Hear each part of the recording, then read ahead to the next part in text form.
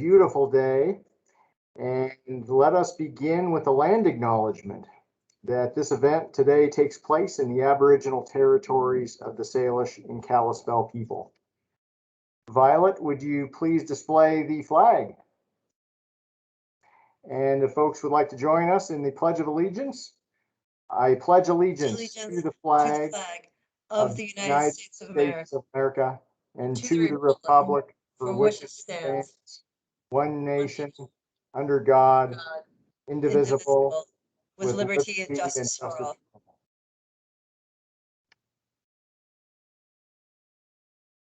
All right, thanks, Violet. And for those of you who are new to these meetings, I am Dave Strohmeyer. I'm joined by fellow County Commissioner Juanita Vero. Commissioner Slotnick is out of town and unable to join us today. Are there any public announcements from staff at this time? Seeing none, are there any public comments on items not on today's agenda? And this would be the opportunity for folks to offer ideas, thoughts, ruminations on anything that is not otherwise listed on the agenda.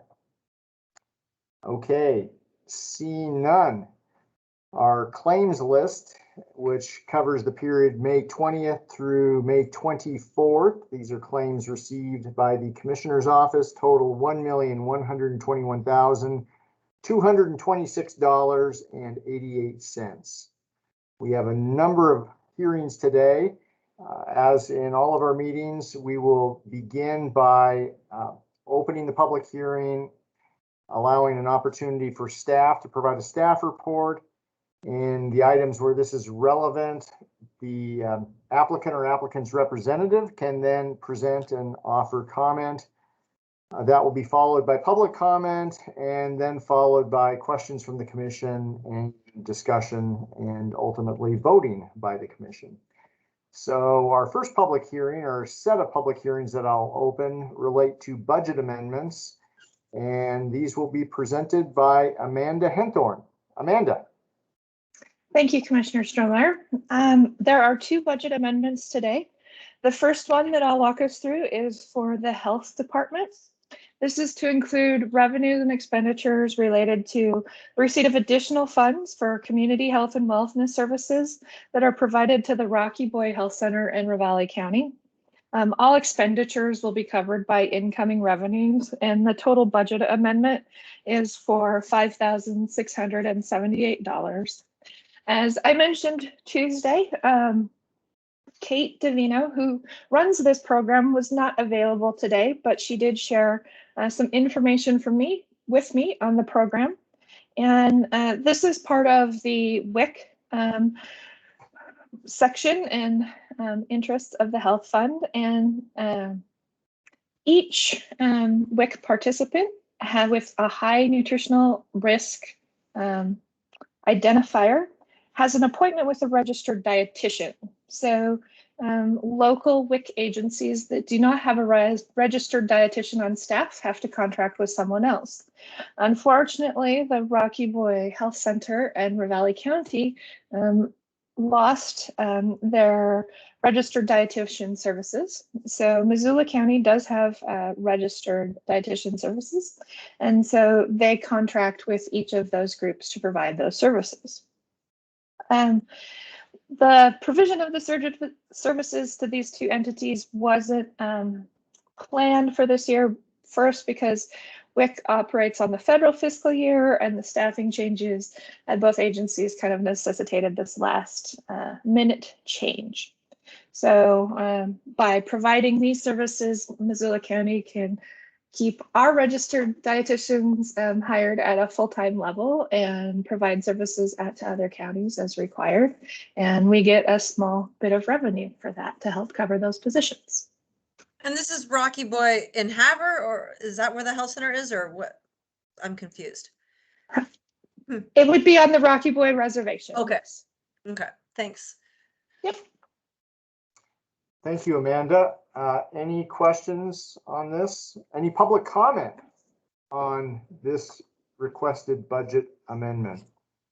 And the motion would be to adopt the resolution to amend the fiscal year 2021 budget to include revenues and expenditures from the receipt of additional funds providing community health and wellness services to the Rocky Boy Health Center and to Ravalli County, not the Rocky Boy Health Center in Ravalli County. Yeah. Two separate things. Any public comment? Any questions, Juanita? Nope. I'm glad we can do this and glad all expenditures are supported by contractual revenues. So thanks, Amanda. Absolutely. Yeah, I motion to that the board adopt a resolution to amend the fiscal year 2021 budget to include revenues and expenditures from the receipt of additional funds for providing community health and wellness services to Rocky Boy and Ravalli County. I will second that. Any further discussion on the motion? Seeing none, all in favor? Aye. Aye. All right, next, Amanda. Next is a budget amendment relating to revenues and expenditures for a grant that we received from the Department of Natural Resources and Conservation that is part of the Parks, Trails, and Open Lands program here in Missoula County. And it allows for continued restoration on 9 Mile Creek in partnership with Trout Unlimited. And these contracts have been reviewed by you in administrative meetings and passed, and the project has been a roaring success so far and hopes to continue. And this is just amending the budget for additional revenue for and expenditures for phase 5 and the initial planning expenditures for phase 6. Again, this is neutral to the county's position. All expenditures are completely supported by grant funds and no match is required. Great. Any public comment on this budget amendment? Okay, any questions, Juanita? Nope, this is great work happening up there. So I move that the board adopt a resolution to amend the fiscal year 2021 budget to include revenues expenditures for grant funding from DNRC. I will second that motion. Any further discussion? Seeing none, all in favor? Aye. Aye. Thanks, Amanda. Thank you. Have a great afternoon. You bet. Our next public hearing, which I will open, relates to the Frenchtown Farmers Market. Gina Miller, are you with us? I am with you. Can you hear me? We can hear you. Yes. It's all yours. Okay, great. It's probably best if I start by kind of summarizing the request, and then I'll get into a little bit of detail regarding why this proposed resolution is in front of you. So Frenchtown has had an established farmers market for several years, established by BCC resolution. And the original resolution approved the market to be located on the elementary school grounds in Frenchtown over on Main Street. And the market organizer for this particular farmers market has recently requested that the market be moved to kind of a more visible business location. It's on Beckwith Street. If you're familiar with the Frenchtown I-90 interchange, it would be on the southeast corner, kind of in that area where Old Bull Brewing is currently located, in that parking area. So the resolution you have would amend the existing resolution to acknowledge that location change, which seems simple enough, but to provide some brief background on why the amendment is necessary. State law grants specific power to boards of county commissioners to establish farmers markets.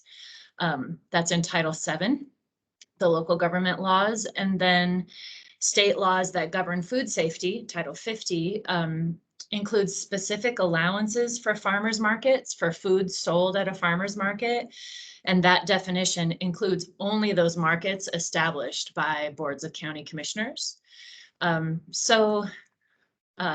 In a nutshell, what it does is allow vendors at established approved markets to be able to sell certain food products without a license or inspection that in other sales venues would be subject to more oversight and food safety requirements. And some examples would include foods that are not potentially hazardous, which means they don't need temperature control for safety, or whole shell eggs, some hot beverages like coffee and tea. So those things can be sold at a market without being subject to the same permitting or licensure requirements. The laws also provide some minimum requirements for markets for organizers to register the vendors that sell at that market, and some kind of minimal labeling requirements for foods sold at these markets. So to summarize, I guess approving this amended resolution will allow the Frenchtown market vendors to continue to sell those certain foods without the typical facility permitting or inspection requirements, kind of bringing them into line with the other existing markets. And I have a proposed motion. I can bring it up. I'm not as familiar with this meeting format, but I can certainly share my screen if that is helpful. Would that be helpful at all, Juanita? I mean, I believe the motion is just to approve the amended resolution. Is that? So, That is so, it.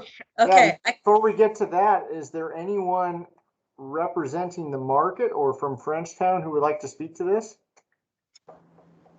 Hi, my name's Tyler Hildebrand. I'm the market manager Hi, for the Tyler. Frenchtown Market. And yeah, I don't have much to add yet. We're just trying to look to move locations. How soon would you be moving?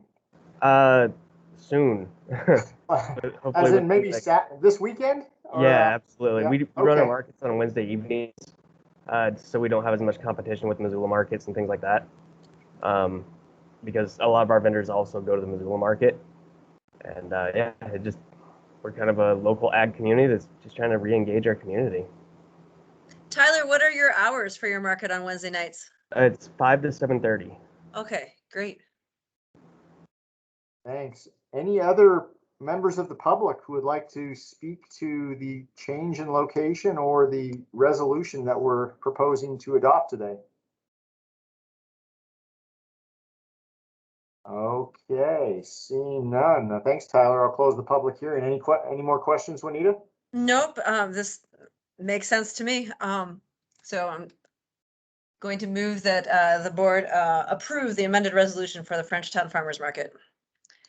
I will second that. Any further discussion? Are you sure we don't need like 4 or 5 months to deliberate on this? Okay, seeing none, let's get this done. All in favor, please say aye. Aye. Aye. Looking forward to Okay. checking it out next Wednesday. There you go. Move it. Thank you both. Thank you. Thanks, Gina. Thanks, Gina. Thanks, Thanks, Tyler. Tyler. Our next public hearing, which I will open, is the McCollum Family Transfer. Matt Heimel, would you like to offer a staff report? Yes, good afternoon, Commissioners. Matt Heimel with Missoula County Community Planning Services. So I'll be presenting the McCollum Family Transfer, and I'll bring up a PowerPoint here in just a moment.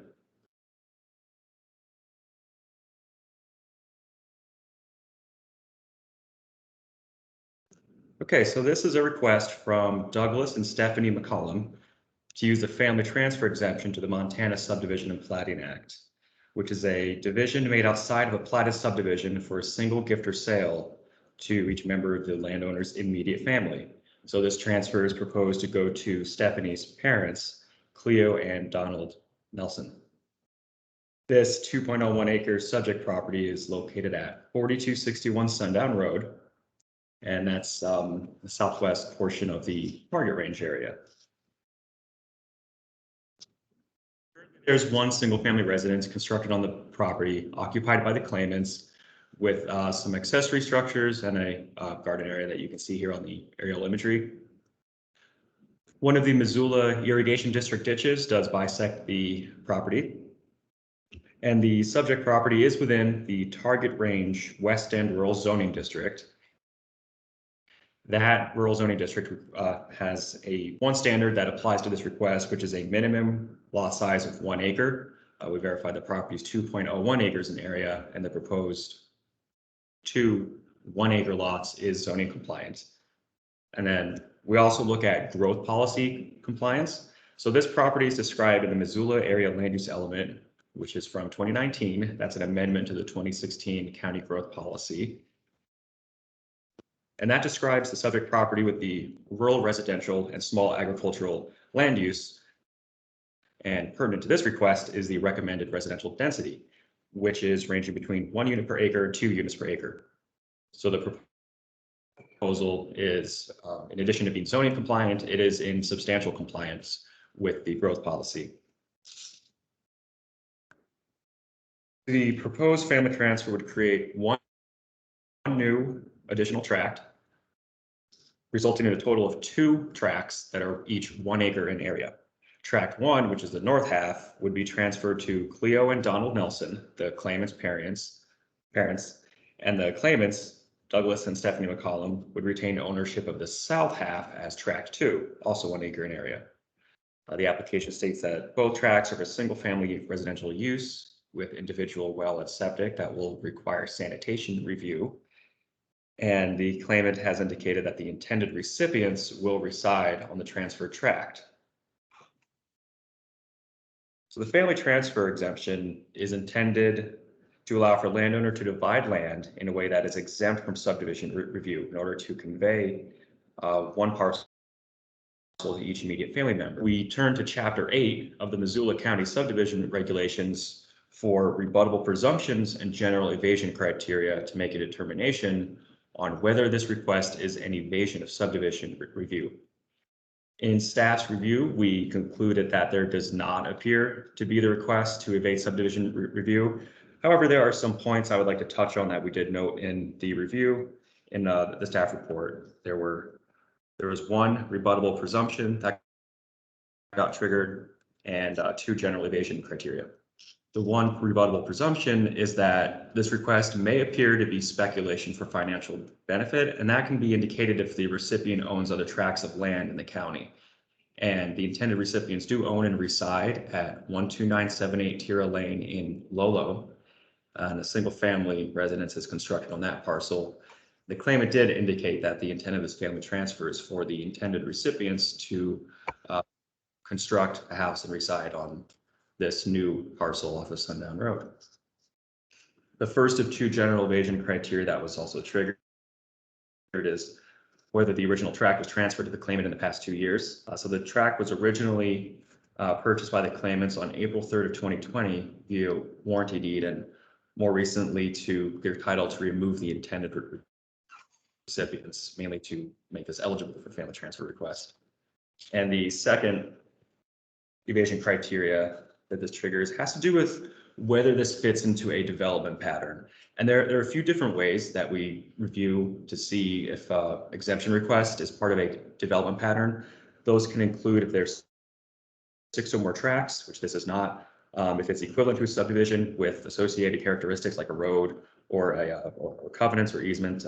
This does not have any of that, or shares infrastructure that's uniquely attributable to a subdivision, which this does not. The one aspect that this does hit is that it is in similar shape and size to adjacent lots that were platted from the Ringich edition number 4. And I have that up on the screen. It's the parcels that are immediately west and adjacent to. There were 11 lots that were between 1 acre and 1.31 acres in area. The proposal to have 2 1-acre tracts is similar in shape or size, but this is not really a substantial part of an overall development pattern, and the developer from that subdivision is not involved in this request. So that did not lead us to a conclusion that it is evasion. So that wraps up the rebuttable presumption and evasion criteria from the staff report. There are some questions that I would like to ask the claimant if they are ready at this time. Is the claimant on the line? Yep, we are here. Oh, there you go. We got a whole bunch in the room there. We're all here. Can you hear us okay? Yes, Okay. go ahead, Matt. Trying to stop my screen share here. So the first question is, did you buy the property with the intent of dividing it? We bought the property with the intent of Doug and I living in this house as our hopefully forever home, and with hopes that my parents would be able to build a house on that lower tract of our land there. we had discussed with the realtor, what would that take, and didn't know if we would need to divide, have to divide. And so we purchased it knowing that Doug and I wanted it anyways, and hopeful that my parents could build as well. Okay, thank you. The second of 5 questions. Do you or your transferees intend to transfer the property within the next year? No. Thank you. 3, have you talked with anyone at the county about going through subdivision review? The only person that I've talked to is you, Matt, and that was just to start the process of what do we do if my parents want to build on this? Do we divide? Do we not divide? How do we go about that? And the initial indication was that it looked like we should explore the family land transfer, and so that is the route that we have gone. Other than that, I haven't talked to the county about any subdivision review. Nor have we. Thanks. And Commissioner, just to provide some more of that, we did have some initial inquiries about whether an accessory dwelling unit would be allowed, and then what a family transfer is. We have not had any scoping meetings or pre-application meetings, formal subdivision. Okay, my 4th question is, will the property be developed? Yeah, we intend to just build one house for my parents, and then they'll reside there. And the intention is to sell their house in Lolo once that house is complete for them to move into. And that's it, just one dwelling. And Yes. Great. My final question, will the recipient of the property be residing on the property? Yes. yes. Commissioners, that concludes my presentation and questions. I'm available for any questions on this proposal.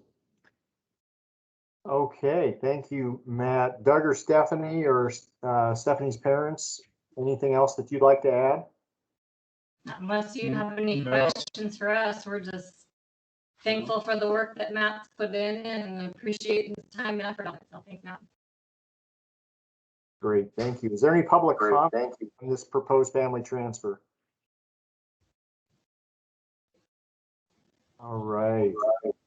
We will close the public hearing. Questions, Juanita? Any questions? No, I don't have any. Just appreciate the compliance and a clean, straightforward project. So thank you. Yes, Yeah, we thank cannot. Thank you. We cannot say strongly enough how much we appreciate a project coming in that actually is proposing to do what the family transfer law, I think, was intended to do. So thank you. Seeing none, how about a motion, Juanita? Okay, I motion that the request by Douglas and Stephanie McCollum to utilize the family transfer exemption to create and transfer one parcel to Stephanie McCollum's parents, Donald and Cleo Nelson, as presented in the exemption application affidavit be approved. I will second that. Any further discussion? Seeing none, all in favor? Aye. Okay. Thank you all Thank for you. joining us. Thank you. Thank you, Appreciate guys. it. Thanks, Matt. Thanks a lot, Good- Matt. Thank you. Good luck. Thanks. Thanks. All right, our final public hearing today is something that we have taken up previously.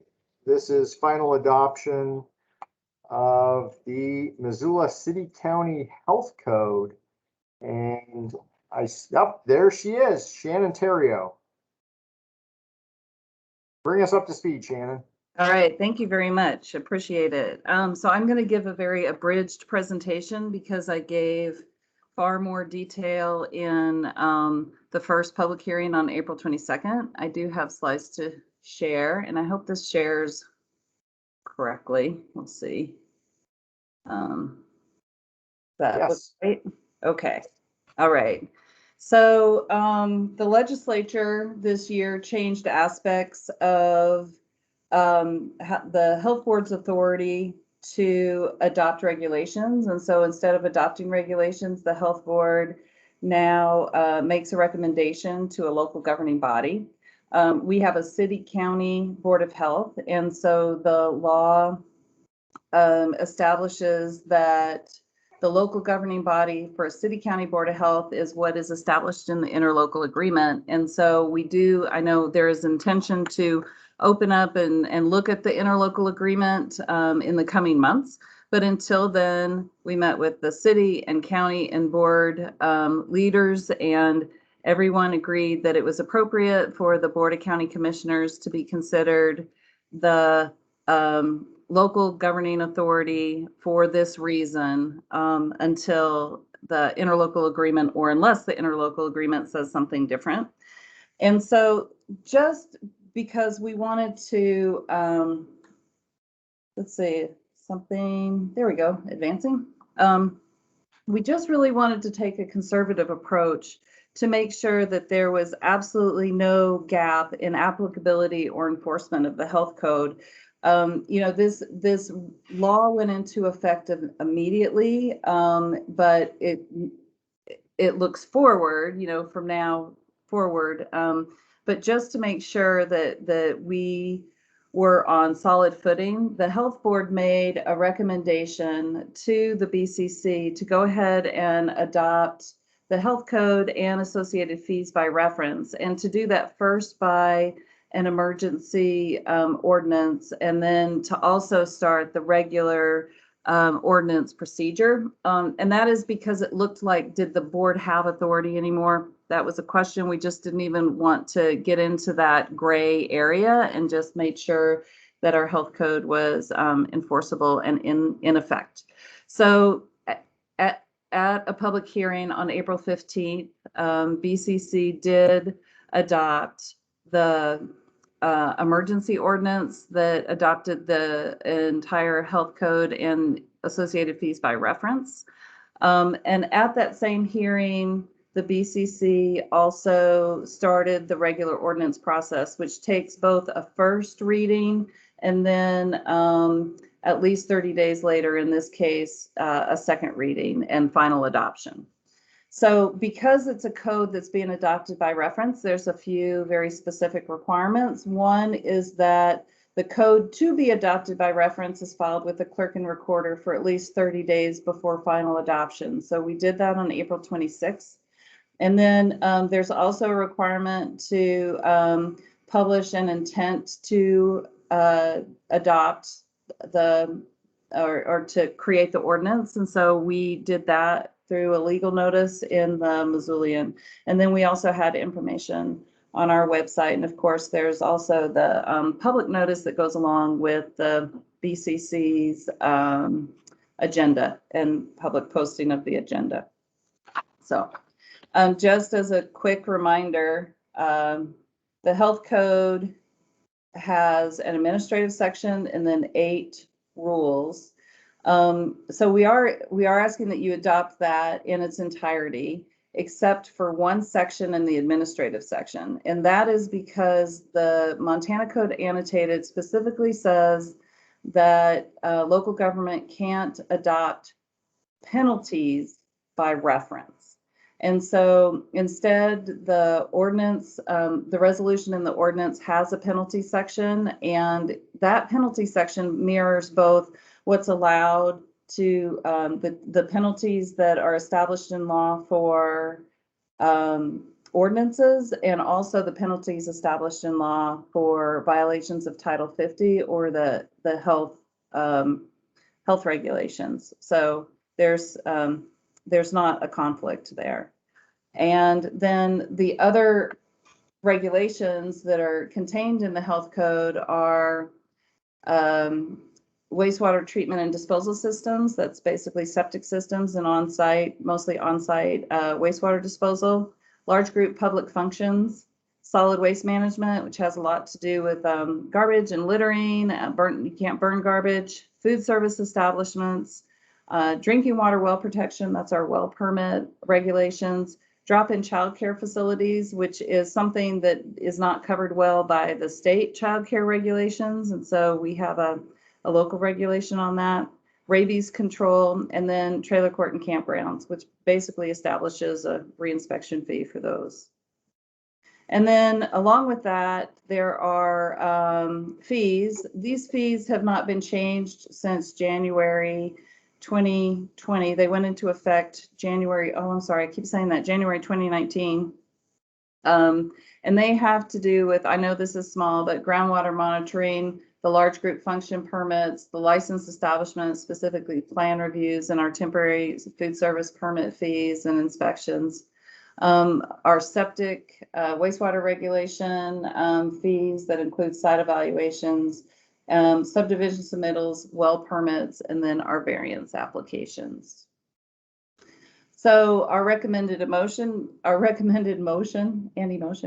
is to approve resolution 2021-00077, which approves the second and final adoption of the ordinance adopting the Missoula City County Health Code and associated fees by reference. So that is the end of my presentation. Thanks, Shannon. Is there any public comment on this item? I failed to say that we didn't receive any written comment at the health department or Violet when I checked with Violet yesterday late afternoon. So we didn't receive any written public comment. Okay.